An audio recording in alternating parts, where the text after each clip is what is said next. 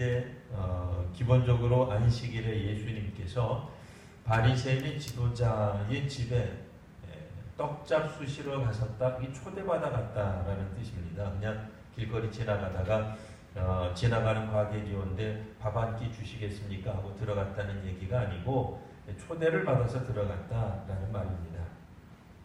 이 이야기가 계속해서 꼬리에 꼬리를 물고 몇 가지 마치 단락을 나눌 수 있듯이 이야기가 전개되고 있습니다. 먼저 1절에서부터 6절까지의 내용은 바리새인의 지도자 집에 예수께서 들어가셨더니 아무래도 그곳에 미리 와 있던 여러 사람들도 있었을 겁니다. 초대받은 사람들도 있었겠죠. 근데 문제는 그들이 엿보고 있더라라는 대목에 주의해서 봐야 됩니다. 이 바리새파 한 사람이 적극적으로 예수님을 초대한 것 같은데 왜 초대했을까? 믿기 위해서 초대했을까요? 예수님에 대해서 더 궁금해서 했을까요? 오늘 성경에서는 엿보기 위해라는 말입니다. 마침 예수님을 엿볼 수 있는 절호의 기회가 찾아왔습니다. 2절 보시면 주의 앞에 수종병 든 사람이 나타나게 됩니다. 몸이 붓고 심하게 앓는 사람인데 이 사람이 어떻게 안식일에 그것도 바리새인의 지도자의 집에 나타날 수 있었는지 참 의문스럽죠. 보통은 나타나지 않을 것이기 때문에 그래요. 초대받지 않은 사람이기 때문에 그렇습니다. 여하튼 어떻게 이 사람이 나타났든지 간에 이 사람들 머릿속에 마음에는 한 가지 생각밖에 없었을 거예요. 옳거니 오늘 안식일인데 어디 두고 보자. 나사렛 예수가 저 병든 사람, 저 불쌍한 사람을 고쳐주나 마나 한번 보자. 그래서 그가 과연 안식일 율법을 어기는지 우리가 눈여겨봐야지, 엿봐야지 라고 생각을 했을 겁니다. 그래서 예수께서 3절에 보시면 율법교사들과 바리새인들에게 말씀하시기를 자, 안식일에 병 고쳐주는 것이 합당하냐 아니하냐 먼저 질문을 하셨어요. 이 답을 해야 되죠. 이들이 율법학자요 또 바리새인들이니 율법에 대해서 정말 잘 아는 사람들입니다. 그럼 당시의 율법은 뭐라고 가르쳤느냐? 안식일에 사람을 병 고쳐주는 것이 합당하냐 안 하냐? 병 고쳐주는 것에 대해 직접적인 언급은 없었다 할지라도 비상 상황에서는 가능하다라고 하는 게 그들의 율법 해석이었어요. 그들 중 누구도 선뜻 대답을 하지 않습니다. 오늘 성경에 보면 4절 그들이 잠잠하거든요. 아무 말도 하지 않아요. 왜냐하면 그들은 기왕 예수님을 엿보기로 작정했기 때문에 또 실제로 자신들의 생각과 좀 다른 말을 스스로 반대하는 말을 할 수는 없잖아요. 침묵하고 있는 겁니다. 그래서 주께서 일단은 먼저 그 사람을 데려다가 고쳐서 보내십니다. 아마도 그 장례가 좀 술렁거렸겠죠. 사람들의 마음이 마구 요동쳤을 겁니다. 드디어 우리 눈앞에서 안식일 율법을 범하는 나사렛 예수를 보았구나. 그런 생각을 했을 거예요. 그래서 주께서 다시 한번 그들의 정복을 찌르는 질문을 합니다. 자, 그러면 만일 누구든 여러분들 중에 너희들 중에 아들이나 여러분들의 소유인 소가 우물에 빠졌으면 내버려 두면 죽죠. 위급 상황이죠. 긴급한 상황이죠. 안식일에라도 끌어내지 않게 구하지 않겠느냐? 답해봐라 말이에요. 여전히 아무도 답을 못합니다. 왜요? 예수님이 그들의 허상, 그들의 허점을 그대로 지적했기 때문입니다. 자, 이제 이 바리새인들이 그리고 율법학자들이 보여주었던 그들의 이 종교성의 문제를 다시 한번 예수께서 다른 방식으로 이제 언급하시는 장면이 계속해서 나옵니다. 자, 7절에서부터 11절까지에 보면 청함을 받은 사람들이 있습니다. 예수님 말고도 청함받은 사람들이 아마 다수 있었던 것 같아요. 근데 그들이 기본적으로 높은 자리에 앉는 것을 좋아합니다. 윗자리 잡는 것을 보았어. 초대 자리에 잔치 자리에 일찍 와서는 윗자리에 관심한다 말입니다. 그도 그럴 것이 그들은 대개 상류층이었어요. 그러다 보니 높은 자리를 차지하게 되는 것은 당연한 일인데 문제는 이 자리는 예수님도 초대받은 자리예요. 사람들은 예수님에게서 무언가를 기대하고 그것이 이제 흠을 잡던 무엇이든 예수님을 초대했다라고 한다면 예수님을 상석에 올릴 수도 있었을 텐데 그런 거 개의치 않아요. 자기가 더 우월하다고 생각하는 거예요. 종종 사람들은 다른 사람들보다 자기 자신이 우월하다고 믿는 믿음 가운데 사는 경우들이 있습니다. 그러다 보니 상석을 찾는 거예요. 사람들 모두가 다 이 땅 위에서 살면서 우리가 다 윗자리로 올라가려고 생각합니다. 높은 자리에 앉는 것을 하나님의 복이라고 생각합니다. 윗자리에 앉는 것을 당연하다고 생각합니다. 하나님이 복을 주셔서 자신이 윗자리에 앉는다고 생각하는 사람들이 있다 말입니다. 그러니 자기가 율법학자요, 또 바리새인이라고 하는 그런 이유로 자기네들은 우월한 존재라고 생각하는 사람들이 있는 거예요. 거드름을 피우는 거예요. 이런 부분에 대해서 주께서 다시 한번 지적을 해 주셨습니다. 자, 누구든지 스스로 영광을 받으려고 한다면 낮아지게 될 것이다. 부끄럽게 될 것이다. 높은 자리, 위대한 자리, 이런 자리, 스스로 영광을 받으려고 한다면, 높임을 받으려고 한다면, 높아지려고 한다면 결국 부끄러움을 당하게 될 것이다. 그러니 차라리 10절 말씀에 끝자리에 앉아라. 그러면 주인이 와서 왜 여기 자리에 앉아 계십니까? 좀 더 높은 자리로 올라가시지요 하면은 그게 모든 사람들 보는 앞에서 얼마나 영광되겠느냐 말이에요. 우리가 얼마나 다른 사람들 앞에서 우리가 높은 사람인 것처럼, 얼마나 자기가 많이 아는 것처럼 그렇게 자랑하고 다니는지 모릅니다. 주께서 말씀하시기를 11절 높이는 자는 낮아지고 낮추는 자는 높아질 것이다 라는 말입니다. 이 말씀은 스스로 영광을 얻으려고 한다면 낮아지게 될 것이나 겸손하다면 큰 영광을 얻을 것이다 라는 말씀입니다. 혹시라도 말씀을 국회에서 이런 사람들이 있어요. 그래요? 겸손하게 행동한다면 높아진다는 거죠. 높아지려면 겸손하게 행동하면 되겠네요. 거칠애로 거짓말로 겸손을 치장해서는 안 됩니다. 진짜 겸손해지라는 얘기지, 높아지기 위해서 겸손을 택하는 일은 옳은 일이 아닙니다. 모든 상황에서 교만이 아니라 겸손을 가지라 라는 주님의 말씀인 것입니다. 자, 그리고 이제 12절에서부터 14절까지는 자기를 청한 자, 그 주인이죠. 바리새파 지도자입니다. 그에게 말을 하기를, 자, 지금까지는 당신이 초대한 사람들 명단이 있습니다. 그 명단 따르지 말고 이제는 다른 명단을 짜보세요 라고 예수께서 말씀하시는 거예요. 지금 당신이 초대한 사람, 벗이나 형제나 혹은 친척이나 부한 이웃들, 어쩌면 그들은 오자마자 높은 자리 찾는 사람일 거예요. 벗이잖아요. 주인하고 내가 친구인데. 형제잖아요. 주인이 내 막내 동생인데 높은 자리에 앉으려고 하지 않겠어요? 친척이에요. 내가 저 사람 큰아버지야. 높은 자리 가려고 하는 거예요. 부한 이웃, 그렇고 말고 내가 이 높은 자리 가져야지. 누가 감히 이 자리를 앉겠어? 이런 사람들 초대하지 말아라 그 얘기예요. 또 실제로 고대 이스라엘 사회에서는 한 번 초대를 받으면 답례로 다시 한번 그 사람이 초대하도록 되어 있었어요. 여하튼 이런 사람들을 초대하지 말아라. 궁극적으로 내용이 뭐예요? 하나님이 복을 주시지 않는다. 복이 없다고 얘기해요. 여기에는 상급이 없어요.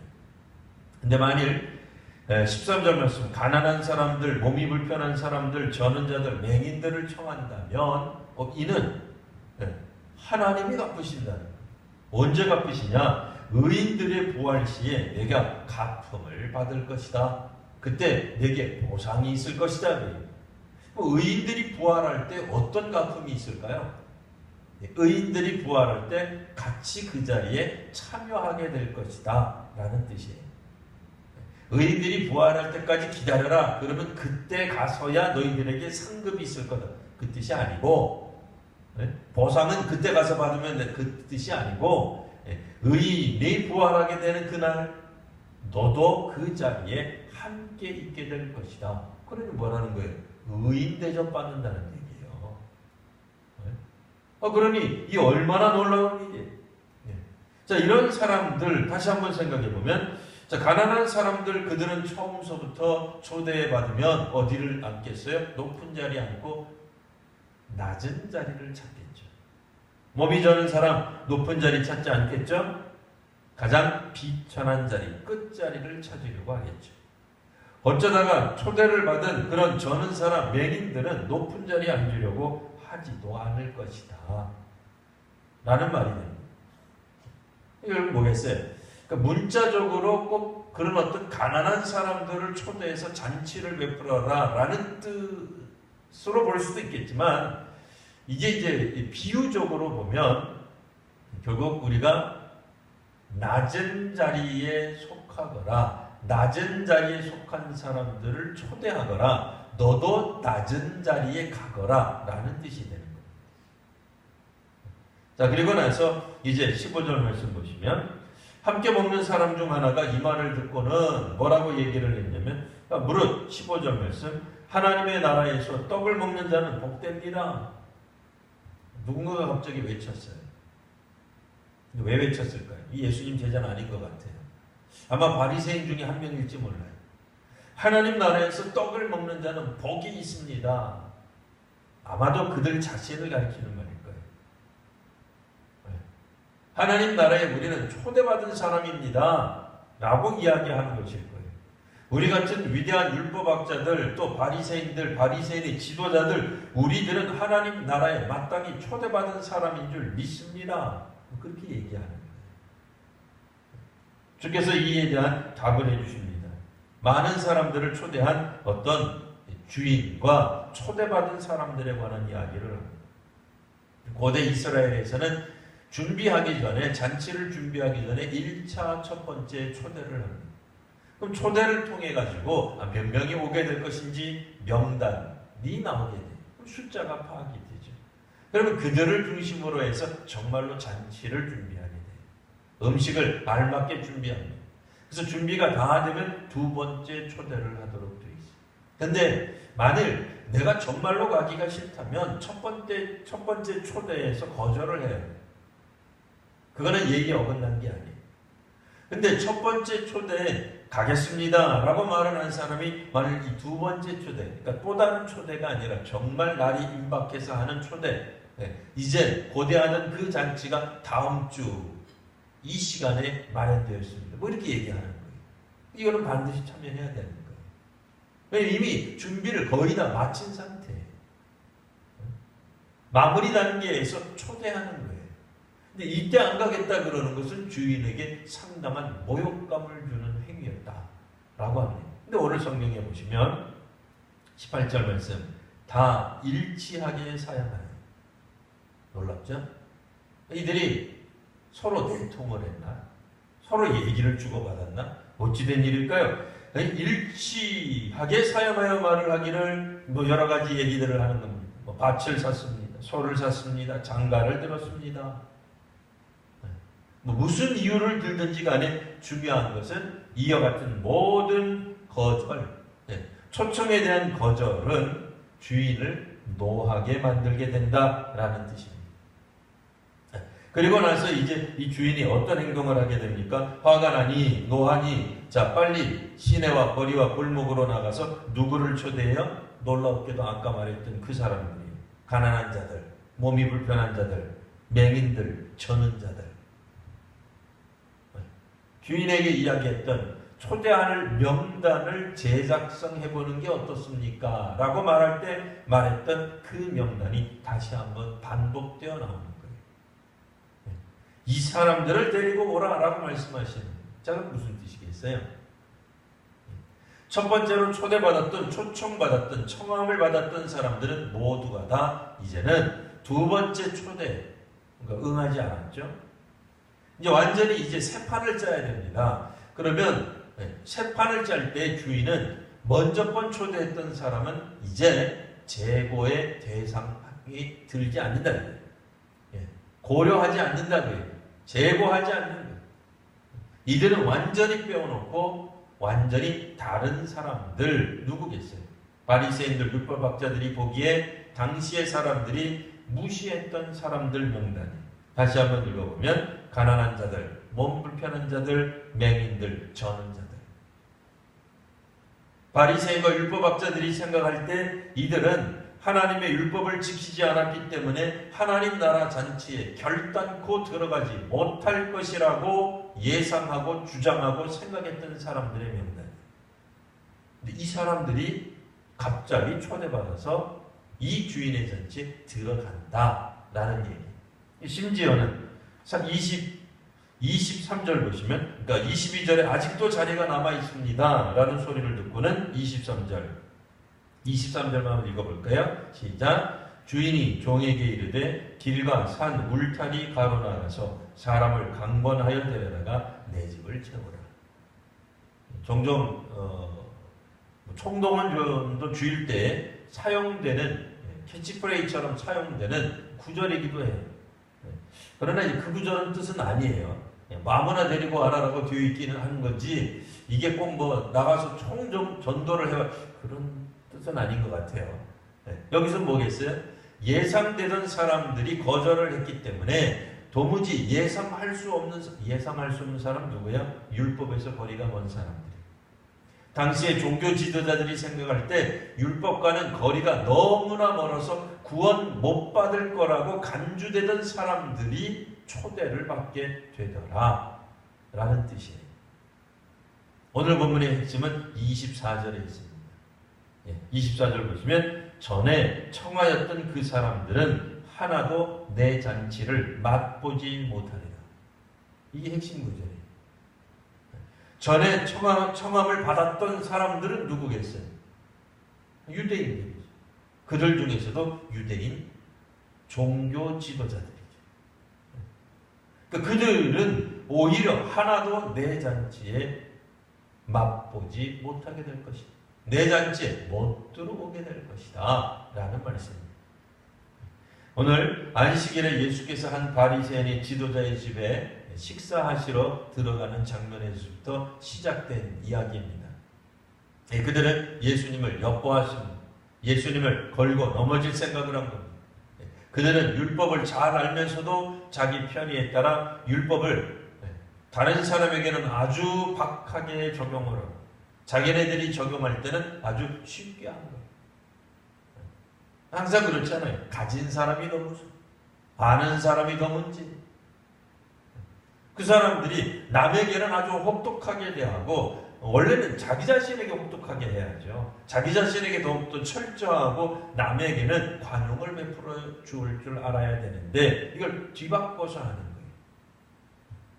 자기에게는 관용을 베풀고 다른 사람에게는 아주 엄격한 잣대를 들이댄 겁니다. 이렇게 된 종교 지도자는 잘못된 길로 인도한다라는 말입니다. 그들 스스로 하나님 나라의 잔치에 들어간다고 생각을 했지만 예수께서 말씀하시기는 오히려 너희들은 아무도 내 잔치에 들어오지 못하게 될 것이다 라고 말씀하고 계시는 겁니다. 왜요? 그들은 하나님의 율법을 자기 마음대로 해석하기 때문에 그렇습니다. 예수님을 모신 자리에서도 예수님을 상전에 올려놓기는커녕 여전히 자신들이 상전의 자리를 앉기를 원했기 때문에 그렇습니다. 그들이 초대하는 사람들은 다름 아니라 벗이나 형제나 친척이나 부한 이웃이었어요. 그들 동료에 같은 사람들이에요. 그들은 어떤 사람들이에요? 높은 자리를 추구하는 사람들이었어요. 이런 사람들에게서는 사실 구원을 기대하기 어렵습니다. 이들은 하나님의 말씀보다는 자신들이 더 높은 자리에 있다고 하나님 나라의 우선순위를 가지고 있다고 착각하는 사람들입니다. 우리 모두가 다 구원받은 사람들입니다만 나 같은 죄인 살리신 주 은혜 놀라와 하여서 구원을 받은 것이지 구원의 맨 앞자리에 있는 사람은 아무도 없는 것입니다. 다른 사람들의 구원에 대하여 이러쿵저러쿵 말할 수 있는 사람은 아무도 없는 것입니다. 그런데도 예수님 시대의 유대인 종교 지도자들은 자신들이야말로 하나님 나라 잔치에 들어가 복을 받는 사람들이라는 착각에 빠져 있었던 것입니다. 오히려 그것보다는 주께서 말씀하시기를 끝자리에 앉으라고 말씀하십니다. 누구든지 자기를 높이는 자는 낮아지게 될 것이요 자기를 낮추는 자는 높아지게 될 것입니다.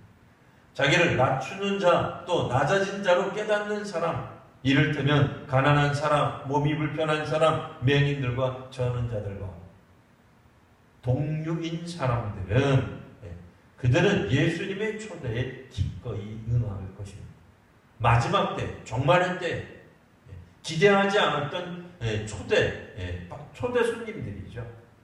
하나님 나라에 들어갈 수 없다고 간주되었던 사람들이 오히려 구원을 받게 될 것입니다.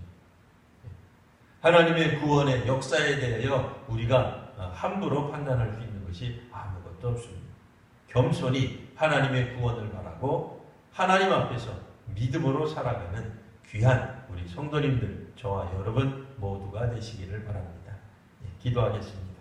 거룩하신 주님, 오늘 말씀을 따라 저희들이 다시 한번 새로워지게 하여 주시니 참으로 감사합니다. 말씀을 통해 깨달음이 있게 하시고 이 말씀을 통해 저희들 스스로 낮추는 자, 자기를 낮추는 자들이 되게 하여 주옵소서.